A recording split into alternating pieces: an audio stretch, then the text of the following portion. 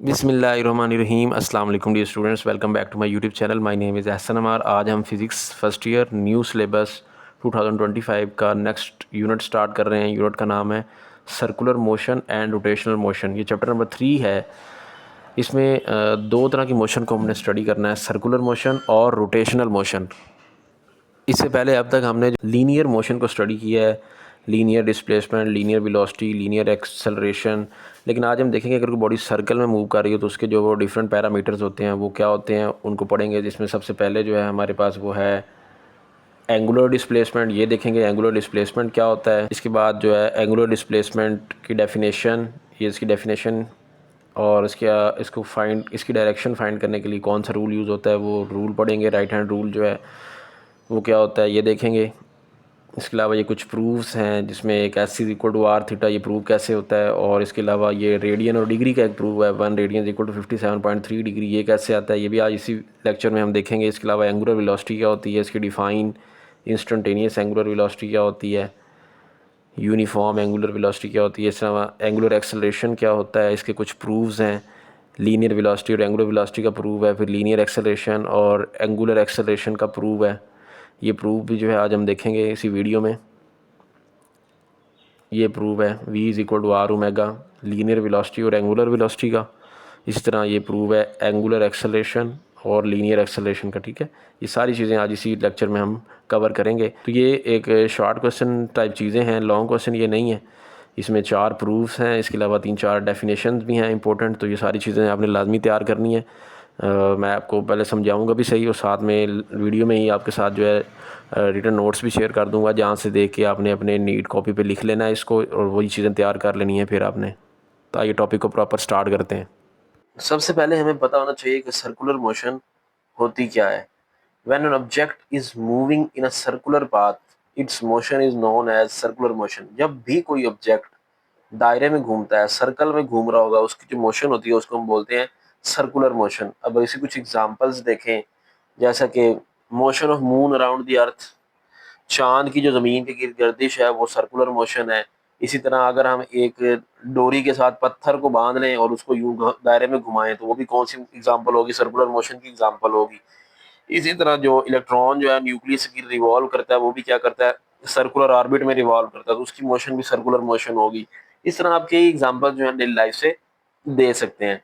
Circular motion के साथ rotational motion भी है। रोटेशनल मोशन में बॉडी क्या अपने एक्सिस की रोटेट करती है, जैसा कि steering of a car, car का जो स्टीयरिंग होता है वो भी एक अपने एक्सिस के गिर्द घूमता है। इसी तरह motion of wheel about its axis, motorcycle का व्हील होता है पहिया, वो अपने एक्सिस के गिर्द ही घूमता है। जब भी कोई बॉडी अपने एक्सिस के गिर्द घूमती है उसको कहते हैं रोटेशनल मोशन। अर्थ भी जो है रोटेशनल मोशन करती है, अपने ही एक्सिस के गिर्द घूमती है, वो उसकी कौन सी मोशन होती है, वो होती है रोटेशनल मोशन। और सर्कुलर मोशन क्या है, जबकि बॉडी एक दायरे में घूमती है, सर्कल में घूमती है, तो उसको बोलते हैं सर्कुलर मोशन। तो सर्कुलर मोशन को डिफाइन हम कैसे करेंगे, the motion of an object in a circular path is called circular motion.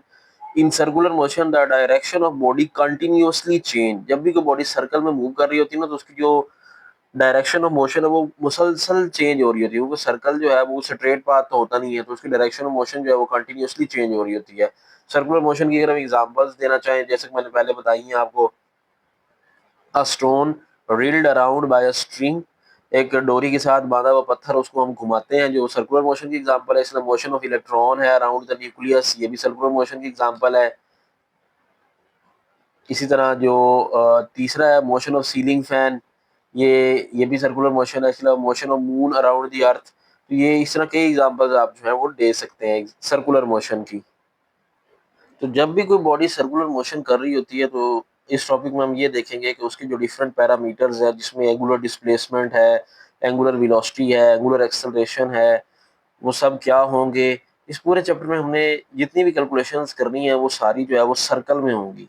तो हर टॉपिक में आप देखेंगे हम एक सर्कल ड्रॉ करेंगे, तो सर्कल के रिस्पेक्ट से जो है हम सारी कैलकुलेशंस करेंगे।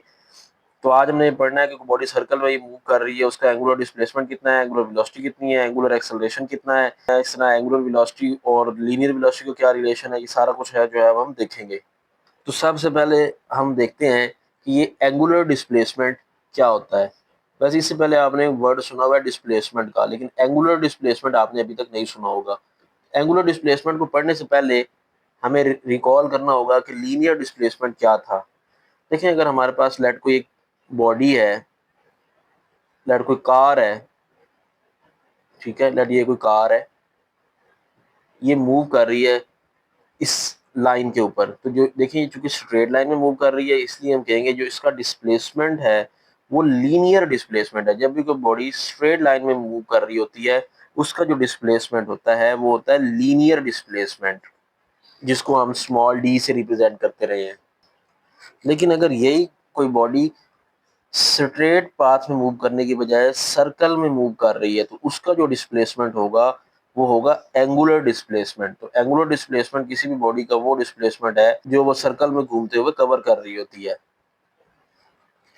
लेट ये हमारे पास एक सर्कल है, ये उसका सेंट्रल पॉइंट है सर्कल का, और यहाँ पे सर्कल के ऊपर ना कोई ऑब्जेक्ट है, लेट हम उसका कोई नाम रख लेते हैं, जैसे कि बुक में रखा गया P1। ये P1 कोई ऑब्जेक्ट है जो कि इस पूरे सर्कल के ऊपर क्या कर रहा है, मूव कर रहा है, ठीक है। अब इस ऑब्जेक्ट P1 का जो सेंटर ऑफ सर्कल से जो डिस्टेंस है वो क्या होगा, वो रेडियस होगा, ठीक है, जिसको R से रिप्रेजेंट करते हैं हम। लेट ये पार्टिकल मूव करता करता जो है इस पॉइंट पे आ जाता है, ठीक है। अब मैं लेट इस पॉइंट का कोई नाम और दे देता हूँ, P2 दे देता हूँ, जैसा कि बुक पे दिया गया है, P2 दे देते हैं, ठीक है। अब इस पॉइंट का जो सेंटर ऑफ सर्कल से जो रेडियस होगा वो भी क्या होगा, R होगा, ठीक है। याद रहे रेडियस जो है हमेशा कांस्टेंट रहता है, जब भी कोई बॉडी सर्कल में मूव कर रही हो, इस पॉइंट पे, इस पॉइंट पे, इस पॉइंट पे, जिस पॉइंट से मर्जी आप देख लें, रेडियस जो है वो कांस्टेंट रहता है, रेडियस में चेंजिंग नहीं आती। अब अगर हमें कोई कहे कि इसने यहाँ से लेके यहाँ तक जाने में कितना डिस्प्लेसमेंट कवर किया है, तो हम वो जो डिस्प्लेसमेंट को रिप्रेजेंट करेंगे यहाँ, वो करेंगे एंगल की फॉर्म में, कि भाई यहाँ से यहाँ तक जाते हुए इसने कितने एंगल्स कवर किया है डिस्प्लेसमेंट। इसको हम क्या लिखेंगे, डेल थीटा। थीटा एंगल के लिए, डेल चूंकि वो दो पॉइंट्स के दरमियान स्मॉल डिस्टेंस है ना, इसलिए हम डेल यूज करते हैं। तो ये डेल्टा थीटा हमें बताएगा कि इस बॉडी ने कितना एंगुलर डिस्प्लेसमेंट कवर किया। देखना नाम सर है, एंगुलर डिस्प्लेसमेंट मतलब एंगल की फॉर्म में डिस्प्लेसमेंट कवर किया है। फॉर एग्जांपल अगर बॉडी ने यहाँ से लेके यहाँ तक डिस्प्लेसमेंट कवर किया होता है, वो हम कहते हैं 90 डिग्री किया है, यहाँ तक किया तो ऑलमोस्ट 60 डिग्री होगा, यहाँ तक किया होता तो 30 डिग्री होता। मतलब एंगल्स की फॉर्म में हम डिस्प्लेसमेंट को रिप्रेजेंट करते हैं जब भी कोई बॉडी सर्कल में मूव कर रही होती है, इसलिए उसकी डिस्प्लेसमेंट को फिर हम एंगुलर डिस्प्लेसमेंट कहते हैं, लीनियर डिस्प्लेसमेंट नहीं कहते। तो एंगुलर डिस्प्लेसमेंट का जो सिंबल है वो क्या है, थीटा है, ठीक है। तो अब क्या बॉडी यहाँ पे जब सर्कल में मूव कर रही है, तो क्या बॉडी सर्कल में मूव करते हुए कोई लीनियर डिस्टेंस भी कवर करता है, तो बिल्कुल P1 से P2 पे जाते हुए वो लेट कोई लीनियर डिस्टेंस कवर करता है, वो है S सर्कमफेरेंस के ऊपर, ठीक है। तो बॉडी जब सर्कल में मूव कर रही होती है, वो एंगुलर डिस्प्लेसमेंट के साथ साथ कुछ लीनियर डिस्टेंस भी कवर करती है, जैसे कि यहाँ से दो पॉइंट के दरमियान सर्कमफेरेंस के ऊपर जो उसने डिस्टेंस कवर किया है, वो लीनियर डिस्टेंस है, वो S के इक्वल होगा। लेकिन अगर हम यही कहें जब बॉडी पॉइंट P1 से P2 पे गई है, कितने एंगल कवर करके गई है, तो फिर वो उसका जो डिस्प्लेसमेंट होगा वो एंगुलर डिस्प्लेसमेंट उसको कहेंगे, ठीक है। अगर हम एंगल की फॉर्म में पूछेंगे तो फिर वो एंगुलर डिस्प्लेसमेंट होगा भी P1 से P2 पे जाते हुए बॉडी ने कितने एंगल्स जो है वो कवर किए हैं, तो फिर वो एंगुलर डिस्प्लेसमेंट होगा। अब याद रहे ये जो S है, S डिस्टेंस है, इसको हम आर्क लेंथ भी कहते हैं, आर्क लेंथ। ये सर्कल के ऊपर जो दो पॉइंट्स बने हुए हैं, इनके दरमियान जो फासला है, इसको हम आर्क लेंथ भी कहते हैं। इस डायग्राम को देखते हुए क्या हम ये कह सकते हैं कि एस जो कि लीनियर डिस्टेंस है वो डायरेक्टली प्रोपोर्शनल है थीटा के। अब देखें, अगर ये बॉडी P1 जो है यहाँ पे आई है P2 पे, तो उसने लेट ये एंगल कवर किया डेल्टा थीटा। अगर यही बॉडी मूव करके यहाँ से यहाँ पर पहुंच जाए, देखिए थीटा बड़ा हो जाएगा ना। इस तरह अगर ये बॉडी यहाँ से मूव करता हुआ यहाँ तक पहुंच जाए तो थीटा और बड़ा हो जाएगा, ठीक है। अगर यहाँ 60 है तो यहाँ पहुंचे तो 90 हो जाएगा, यहाँ पहुंचे तो 180 हो जाएगा। तो इसीलिए हम कह सकते हैं कि जो डिस्टेंस है वो डायरेक्टली प्रोपोर्शनल है थीटा के। जितना जितना डिस्टेंस बढ़ेगा इस बॉडी का, उतना ही जो एंगल है वो बढ़ता जाएगा। तो जब भी डायरेक्टली प्रोपोर्शनल के साइन को खत्म करके तो हम क्या लिखते होते हैं, एक इक्वल लिखते होते हैं और एक कांस्टेंट लिखते होते हैं। तो यहाँ पे कांस्टेंट क्या चीज़ है, मैंने स्टार्ट में बताया, यहाँ पे रेडियस जो है वो कांस्टेंट है, तो यहाँ पे हम आर लिखेंगे कांस्टेंट और साथ में थीटा, तो S is equal to R theta हम लिख सकते हैं इसको। अब जैसा कि मैंने आपको बताया थीटा जो है एंगुलर डिस्प्लेसमेंट का सिंबल है, तो थीटा को हम अलग कर लेते हैं, तो थीटा यहाँ से किसके इक्वल आ जाएगा, एस ओवर आर, ये एंगुलर डिस्प्लेसमेंट का फार्मूला आ गया हमारे पास, theta is equal to S over R जी। तो हमने अब तक क्या पढ़ा कि जब भी कोई बॉडी स्ट्रेट लाइन में मूव कर रही हो तो उसका जो डिस्प्लेसमेंट होता है वो होता है लीनियर डिस्प्लेसमेंट, जिसको एस से रिप्रेजेंट करते हैं। लेकिन अगर यही बॉडी सर्कल में मूव कर रही हो तो उसका जो डिस्प्लेसमेंट होता है वो कौन सा होता है, एंगुलर डिस्प्लेसमेंट, जिसको हम थीटा से रिप्रेजेंट करते हैं। तो अब एंगुलर डिस्प्लेसमेंट की डेफिनेशन क्या लिखेंगे, the angle subtended at the centre of circle by a body moving along a circumference in given time is called angular displacement. It is represented by delta theta. तो जब भी कोई body circle में move कर रही होती है circumference के अलोंग, तो सेंटर में जो एंगल बनता है उसको हम कहते हैं एंगुलर डिस्प्लेसमेंट और उसको हम डेल्टा थीटा से रिप्रेजेंट करते हैं। जैसे कि हमने यहाँ देखा था कि बॉडी सर्कमफेरेंस के लॉन्ग मूव कर रही थी, तो सेंटर ऑफ सर्कल के साथ जो एंगल बना रही थी वो था उसका क्या, एंगुलर डिस्प्लेसमेंट, की बॉडी ने कितना एंगुलर डिस्प्लेसमेंट कवर किया है सर्कल में मूव करते हुए। तो अगर हम इसके यूनिट की बात करें तो जो एंगुलर डिस्प्लेसमेंट का यूनिट होता है, ऐसा यूनिट जो है एंगुलर डिस्प्लेसमेंट का वो है रेडियन, जिसको हम इन शॉर्ट रैड लिखते हैं, आर ए डी रैड। ठीक है, आप ये सोच रहे होंगे कि डिस्टेंस का यूनिट मीटर है, रेडियस का यूनिट मीटर है, तो मीटर ओवर मीटर तो कट गए, ये तो यूनिटलेस होना चाहिए। लेकिन आपको याद होना चाहिए कि हमने ये पढ़ा हुआ है कि बेस यूनिट और डिराइव यूनिट क्या होते हैं, उसका टेबल हमने पढ़ा हुआ है। तो रेडियन जो है वो ना तो हमने पढ़ा है बेस यूनिट में है, ना ये डिराइव यूनिट में है, बल्कि ये एक है सप्लीमेंट्री यूनिट। तो एंगुलर डिस्प्लेसमेंट की जो यूनिट है वो ना बेस है ना डिराइव है, बल्कि ये सप्लीमेंट्री यूनिट है। तो ये जो रेडियन इसका यूनिट है ना, ये सप्लीमेंट्री यूनिट है। तो ये तो हो गया इसका यूनिट का मसला हल। अब ये वेक्टर क्वांटिटी है या स्केलर क्वांटिटी है, देखिए ये जो है एंगुलर डिस्प्लेसमेंट जो है ना वो एक वेक्टर क्वांटिटी है। ठीक है, for small value of theta angular displacement is a vector quantity. ठीक है, तो यहाँ से यहाँ तक जाते हुए एक खास डायरेक्शन में जाता है, तो डायरेक्शन के लिए हम कौन सी क्वांटिटी लिखते होते हैं, ये एक वेक्टर क्वांटिटी है। तो एंगुलर डिस्प्लेसमेंट भी क्या है हमारे पास, एक वेक्टर क्वांटिटी है। अब वेक्टर क्वांटिटी है तो वेक्टर क्वांटिटी की डायरेक्शन भी कोई ना कोई तो होगी।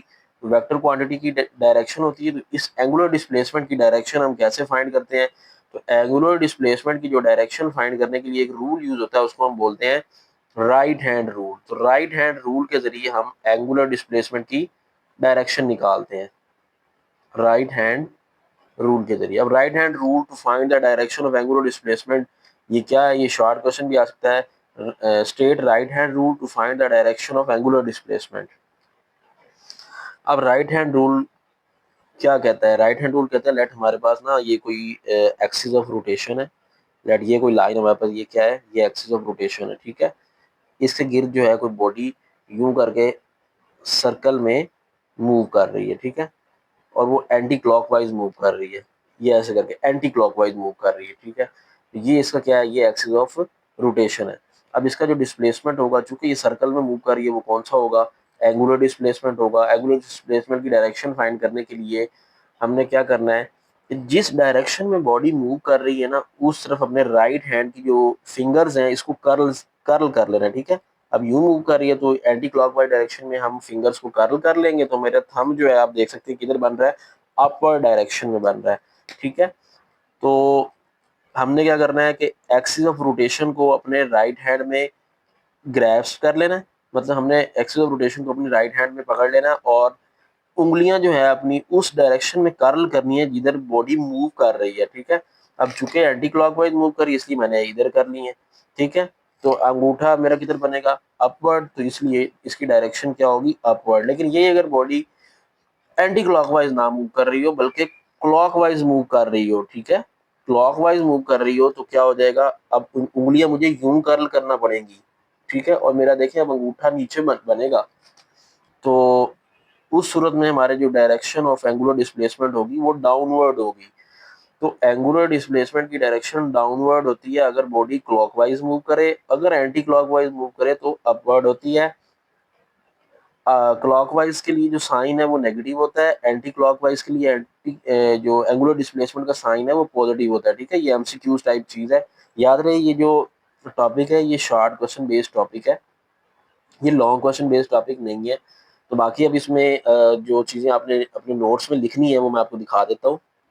तो अगर आप नोट्स बना रहे हैं साथ साथ मेरे लेक्चर्स को देख के सर्कुलर मोशन की डिफाइन लिखें सबसे पहले, एग्जांपल्स लिखें उसकी, उसके बाद एंगुलर डिस्प्लेसमेंट की डेफिनेशन ही मैंने आपको ऑलरेडी पढ़ा भी दी है और समझा भी दी है, ये लिखें।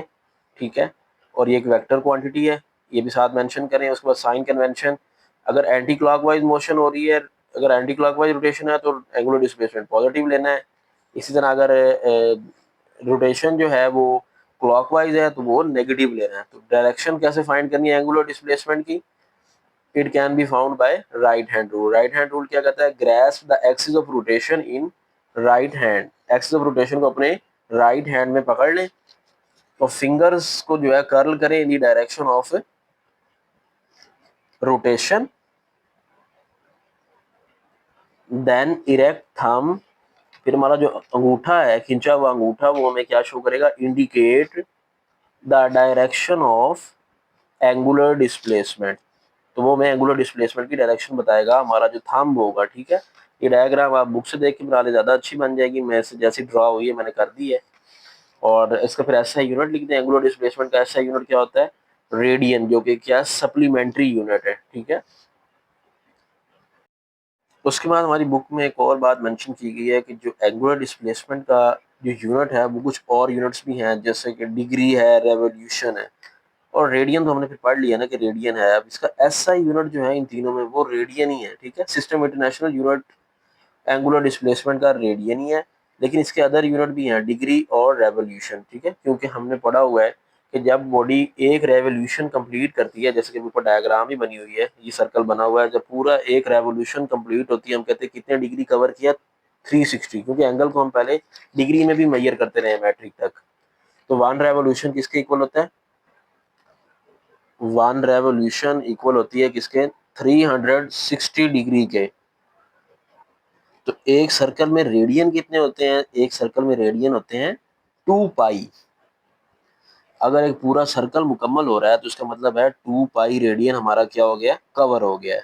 अगर उस बॉडी ने मुकम्मल सर्कल ना कंप्लीट किया हो, मतलब हाफ किया हो, इतना किया हो, तो उस सूरत में हमारा जो रेडियन है वो 2 पाई नहीं होगा बल्कि कितना रह जाएगा, पाई। ठीक है, और रेवोल्यूशन हमारी हाफ हुई है तो 0.5 रेवोल्यूशन, और डिग्री 360 नहीं रहेंगे, फिर वो कितने हो जाएंगे, 180 हो जाएंगे। ठीक है, तो ये एमसीक्यूज में चीज़ आ सकती है, मैं इसलिए ये आपको पढ़ा रहा हूँ।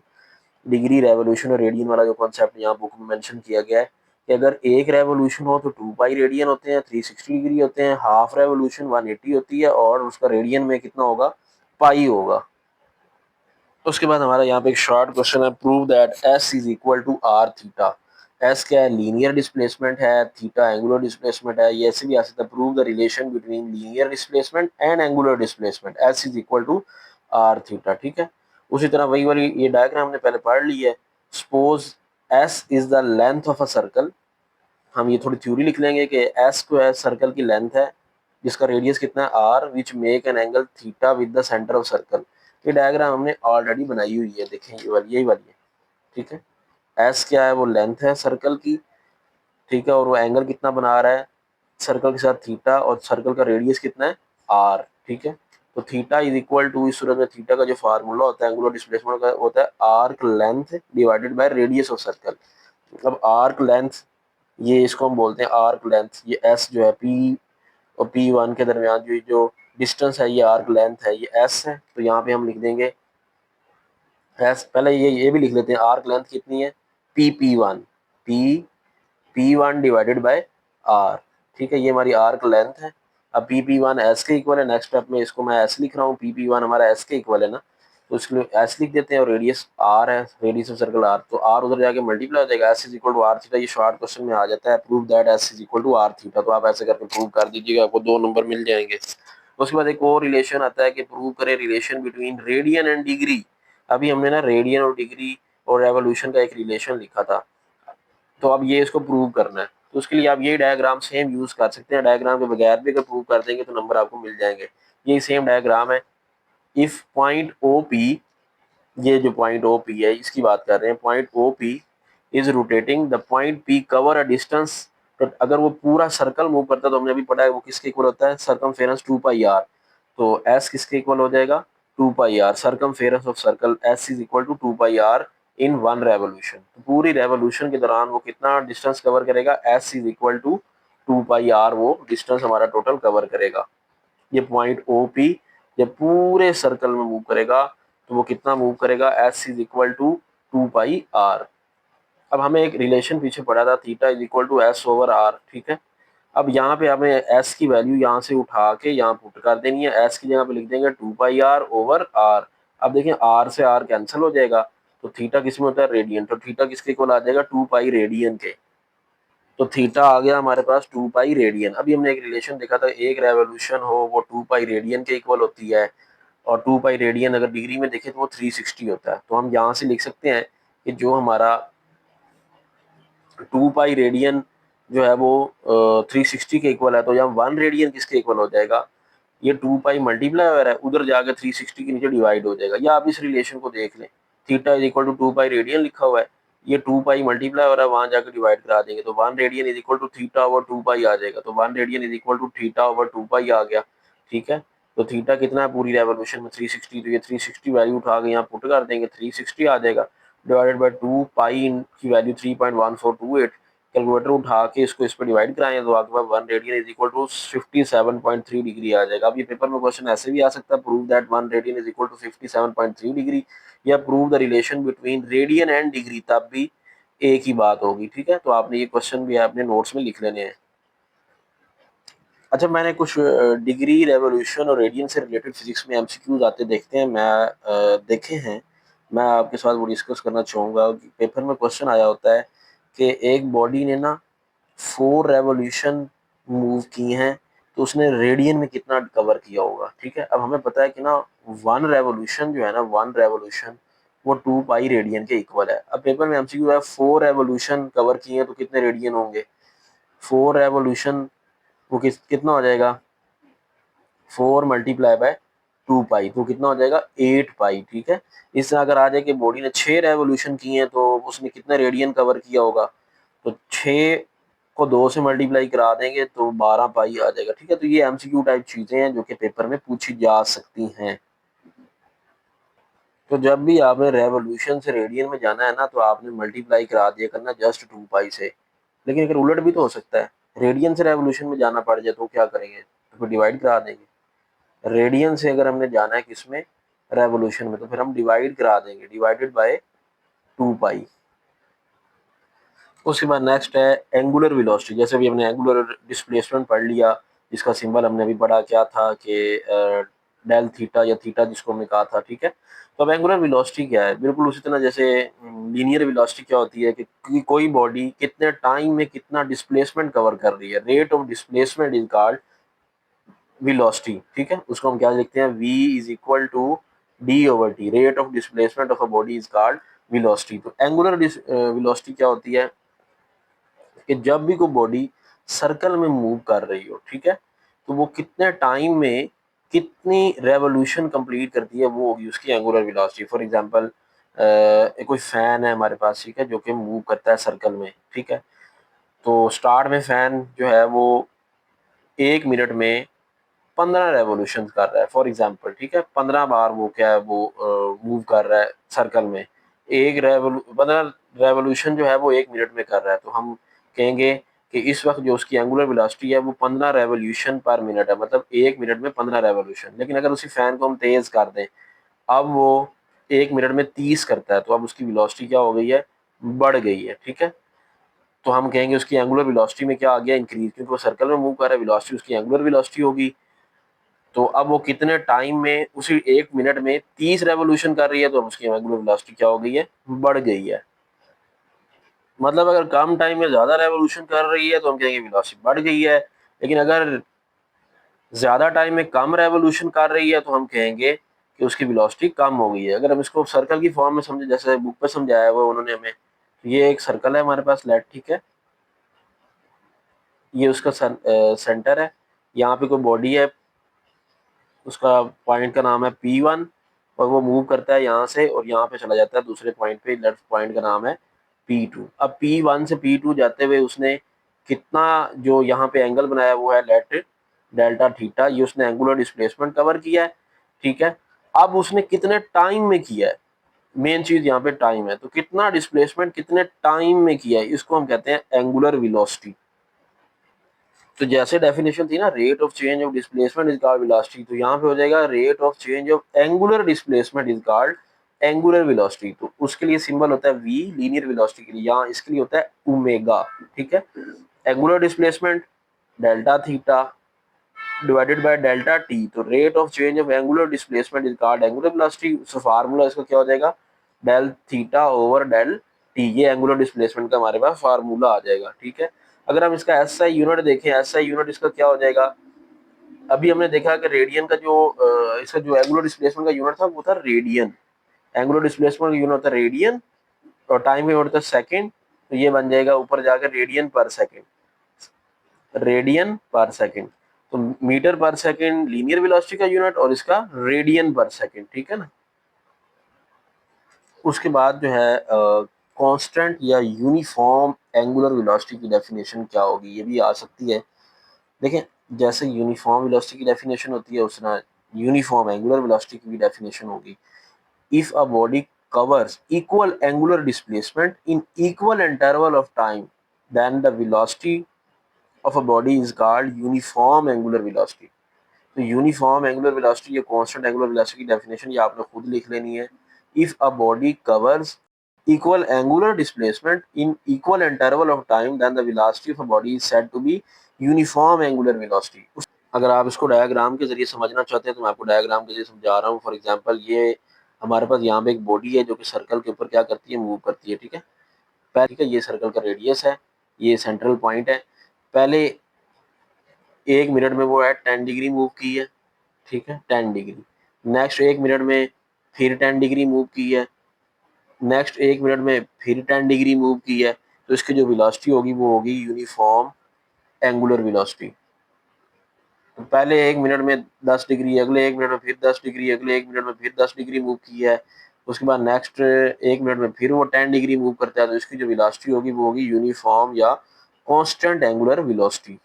Equal angular displacement equal time में ही कवर हो रहा है, तो इसलिए इसकी जो वेलोसिटी होगी वो होगी यूनिफॉर्म एंगुलर वेलोसिटी। उसके बाद नेक्स्ट एक डेफिनेशन है बुक में कि इंस्टेंटेनियस एंगुलर वेलोसिटी क्या होती है। इंस्टेंटेनियस का मतलब होता है लम्हाती, किसी एक खास लम्हे पे। सर्कल में कोई बॉडी मूव कर रही है, ठीक है, लेट ये सर्कल है हमारा, इसका रेडियस आ रहा है, इसमें कोई बॉडी मूव कर रही है, उसकी खास किसी एक लम्हे पे उसकी वेलोसिटी कितनी है, उसको हम कहते हैं इंस्टेंटेनियस एंगुलर वेलोसिटी। जिसके लिए जो हम टाइम इंटरवल है ना उसको बहुत शॉर्ट कर देते हैं, लेट वो कर देते हैं डेल्टा टी टाइम इंटरवल, वो अप्रोच कर देते हैं जीरो को। फॉर एग्जांपल, हमारे पास बॉडी यहाँ पॉइंट P1 से मूव करके यहाँ पे चला गया है पॉइंट P2 पे, ठीक है। ये रेडियस आ रहा है, ये भी रेडियस आ रहा है, एंगुलर डिस्प्लेसमेंट ने कितना कवर किया वो डेल्टा थीटा वो लिख लेंगे हम। अब आप समझें कि बॉडी ने यहाँ से लेके यहाँ तक P1 से P2 तक जो ये कवर किया डिस्टेंस वो कितने टाइम में किया, लेट मैं कहता हूँ 2 सेकंड में किया, यहाँ से लेके यहाँ तक। तो हाफ सेकंड अगर हम कर दें, इसके 2 का हाफ कितना होता है 1, तो 1 सेकंड में वो कितना कवर करेगा, तो हाफ डिस्टेंस कवर करेगा, ठीक है। अब मैं अगर इसका भी मतलब हाफ कर दूं, इससे भी हाफ डिस्टेंस वो कितने में करेगा, वो 0.5 सेकंड में करेगा, ठीक है। अब इसका भी अगर मैं हाफ कर दूं वो 0.25 सेकंड हो जाएगा, ठीक है। तो इसी तरह करते करते आपने अप्रोच करवा देना है जीरो को, मतलब इतना स्मॉल डिस्टेंस कर देना है कि वहां से वहां तक कवर करने में उसको जो टाइम लगे वो कितना हो जाए, अप्रोच करे जीरो को, एक्चुअली जीरो ना हो, अप्रोचेस टू जीरो। तो इंस्टेंटेनियस एंगुलर वेलोसिटी में हम जो टाइम इंटरवल है उसको बहुत शॉर्ट कर देते हैं, अप्रोच टू जीरो कर देते हैं, मतलब बहुत कम टाइम में बॉडी ने जो एंगुलर डिस्प्लेसमेंट कवर किया होता है वो उसकी क्या कहलाती है, इंस्टेंटेनियस एंगुलर वेलोसिटी कहलाती है। तो इंस्टेंटेनियस एंगुलर वेलोसिटी में हमारा जो डिस्प्लेसमेंट होता है वो इतना स्मॉल होता है कि लेट एक ये पॉइंट है और दूसरा पॉइंट जो है वो बिल्कुल इसके करीब है, मतलब यहाँ से यहाँ तक जाने में उसको जो टाइम लगे वो नियरली अप्रोच कर रहा हो जीरो। तो इसका जो अब इतना एंगुलर डिस्प्लेसमेंट कवर करने के लिए जो बॉडी को टाइम लगता है ना उसको हम कहते हैं इंस्टेंटेनियस एंगुलर वेलोसिटी। तो इससे ये होता है कि इससे जो हमारा जो रिजल्ट है ना वो बिल्कुल एक्यूरेट आता है, मतलब उसमें वेरिएशन नहीं आ सकती। जितना इसमें और इस पाथ के दरमियान देखें फ्रिक्शनल इफेक्ट ना होने के बराबर होगा। ठीक है, अगर आप बॉडी यहाँ से यहाँ जाए, देखें यहाँ से यहाँ तक जाते हुए कुछ कर्व पाथ है तो टाइम को फ्रिक्शनल इफेक्ट आएगा। तो यहाँ से यहाँ तक करने से हमारा जो रिजल्ट है वो बहुत ज़्यादा एक्यूरेट हो जाता है। इसलिए जो हम कैलकुलेशंस करते हैं ना, इसलिए उसके साथ हम लिमिट लगा लेते हैं और डेल टी अप्रोच ज़ीरो लिखते हैं। इससे हमारी जो वेरिएशन है ना रिजल्ट में वो नहीं आती, वो एक एक्यूरेट रिजल्ट आता है। तो आप इसको फार्मूला की फॉर्म में कैसे लिखना है, बिल्कुल फार्मूला वही है, omega is equal to delta theta over delta T. ठीक है, बस साथ में आपने लगा देना limit del T approach to zero, और साथ में या आई एन एस लिख दें, मतलब ये इंस्टेंटेनियस एंगुलर वेलोसिटी है। फार्मूला बाकी सारा वही एंगुलर वेलोसिटी वाला है, वही वाला ही है। अभी हमने पढ़ा हुआ है कि for a small value of theta angular displacement जो है वो वेक्टर क्वांटिटी होती है। तो एंगुलर डिस्प्लेसमेंट वेक्टर क्वांटिटी है, तो इसलिए जो एंगुलर वेलोसिटी है वो भी क्या होगी, वेक्टर क्वांटिटी है। ठीक है, और इसकी डायरेक्शन फिर कैसे फाइंड करेंगे, क्योंकि जारी बात है वेक्टर क्वांटिटी है, डायरेक्शन तो कोई ना कोई होगी। उसके लिए भी क्या यूज होता है, राइट हैंड रूल। और सेम वही बिल्कुल ऐसे ही जैसे एंगुलर डिस्प्लेसमेंट की डायरेक्शन फाइंड करने के लिए हमने राइट हैंड रूल यूज किया था, इसके लिए भी बिल्कुल वैसे ही करना है। एक्सिस ऑफ रोटेशन को अपने राइट हैंड में आपने पकड़ लेना है, और जो हमारी फिंगर्स हैं वो डायरेक्शन ऑफ एंगुलर डिस्प्लेसमेंट वो कर्ल कर लेनी है। तो जिधर थंब बनेगा वो होगी डायरेक्शन ऑफ एंगुलर वेलोसिटी। तो अब ये आप नोट्स में इसको नीट करके कैसे लिखेंगे, the rate of change of angular displacement is called angular velocity, definition लिखेंगे इस तरह, if delta theta is angular displacement in time interval delta T then average angular velocity is equal to delta omega delta theta over delta T is equal to omega average. ठीक है, बाकी उसका वो unit लिख देंगे radian पर second. ये सारा कुछ मैंने आपको समझा दिया है। फिर इंस्टेंटेनियस एंगुलर वेलोसिटी की डेफिनेशन लिखेंगे, the angular velocity of a body at any particular instant of time is called instantaneous angular velocity। और साथ में उसका फार्मूला साथ में उसका फार्मूला लिख दीजिएगा, omega instantaneous I N S भी लिख दें साथ इसके, ताकि पता चले इंस्टेंटेनियस है। Limit delta T approaches to zero delta theta over delta T, ये साथ में आपने लिख देना है। इस तरह जैसे एंगुलर वेलोसिटी एंगुलर एक्सेलरेशन भी है, the rate of change of angular velocity is called angular acceleration. ठीक है, एंगुलर एक्सेलरेशन के लिए जो सिंबल होता है वो होता है अल्फा। ठीक है, तो अगर लेट हमारे पास कोई बॉडी की स्टार में एंगुलर वेलोसिटी ओमेगा आई है, फिर बाद में थोड़ी देर बाद ओमेगा एफ हो जाती है, इनिशियल टाइम जो है वो T I, final time T F में। ठीक है, तो हम एंगुलर वेलोसिटी कैसे लिखेंगे, change in angular velocity divided by change in time, तो delta omega over delta T. ठीक है, जैसे एक्सेलरेशन का यूनिट मीटर पर सेकंड स्क्वायर होता है, तो एंगुलर एक्सेलरेशन को क्या हो जाएगा, मीटर की जगह रेडियन आ जाता है, बस रेडियन पर सेकंड स्क्वायर। इस तरह इंस्टेंटेनियस एंगुलर एक्सेलरेशन क्या होगा, the angular acceleration of a body at any particular instant of time is called instantaneous angular acceleration। तो यहाँ एंगुलर लिख देते हैं, इंस्टेंटेनियस एंगुलर एक्सेलरेशन। ठीक है, बाकी फार्मूला उसी तरह बिल्कुल, alpha instantaneous is equal to limit del T approaches to zero delta omega over del T. ठीक है, ये वेक्टर क्वांटिटी है, तो इसलिए इसके ऊपर भी फिर वेक्टर डाल देंगे। एक्सेलरेशन भी, एंगुलर एक्सेलरेशन भी वेक्टर क्वांटिटी है। अब इसके दो प्रूव हैं, prove the relation between linear velocity and angular velocity. उसके लिए आपने क्या करना है, रिलेशन में बताया S is equal to R theta. तो स्मॉल चेंज के लिए हम क्या करते हैं, तो डेल्टा लगा देते हैं, तो delta S is equal to R delta theta. R radius चूंकि कांस्टेंट होता है सर्कल का, इसलिए उसके साथ डेल्टा नहीं लगा सकते। अब दोनों साइड को ना हम टी से डिवाइड करा लेंगे, क्योंकि हमने यहाँ पे वी बनाना है, rate of change of displacement is called velocity, तो इसलिए हमें डेल्टा टी पे डिवाइड कराना पड़ेगा।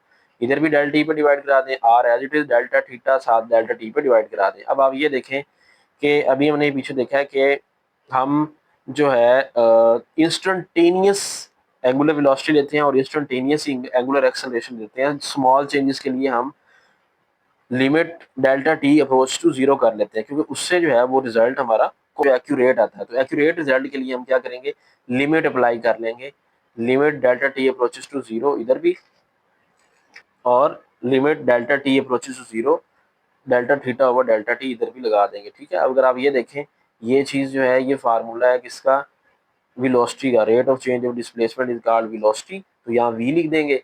ये आर चूंकि कांस्टेंट है ये साइड पे आ जाएगा, आर ये नीचे, बाकी limit delta T approaches zero, delta theta और डेल्टा टी अभी हमने पीछे हल किया, ये ओमेगा के इक्वल होता है।